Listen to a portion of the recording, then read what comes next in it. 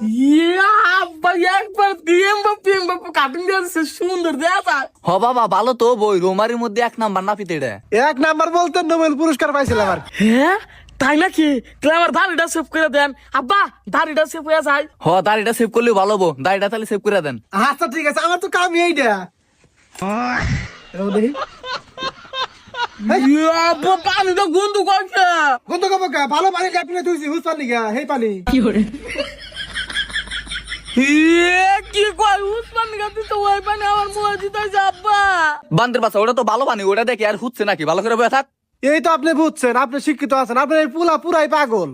ওইসে তাড়াতাড়ি সেভ করে দেন, শরীর খাইতে দেশে বাড়তে আবার ডুব দেন লাগবো। দেখছো দামি শ্যাম্পু নিয়ে আইছি, এই রোমারির মধ্যে এগুলা শ্যাম্পু কেউ দেয় না, বুঝতে পারছো? রাখবো। ওই, তোর মুখে তো দাড়ি জ্বালাইছে ওনা কাটা না গোনা, তুই নাপিতের চেয়ে বেশি জানোস, তুই চুপ করে বয়ে থাক। আপনি ঠিক আছেন, আপনার পোলা কিন্তু খুব ঝামেলা করতেছে। ওইসে আমি কাটেন।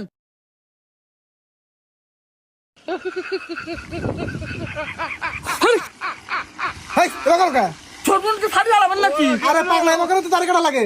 এই রিবন ওবা করস কে, আদা ভালো বয়ে থাক। আচ্ছা ঠিক আছে কাটে দেন। চুপ করে থাক।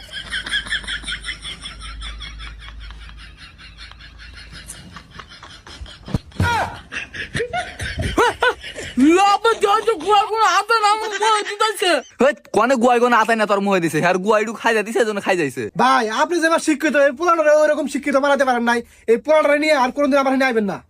আচ্ছা ঠিক আছে কাটেন।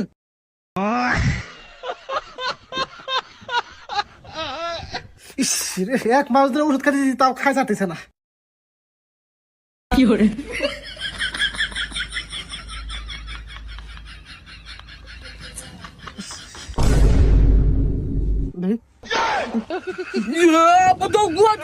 আমার খাওয়া দিচ্ছে।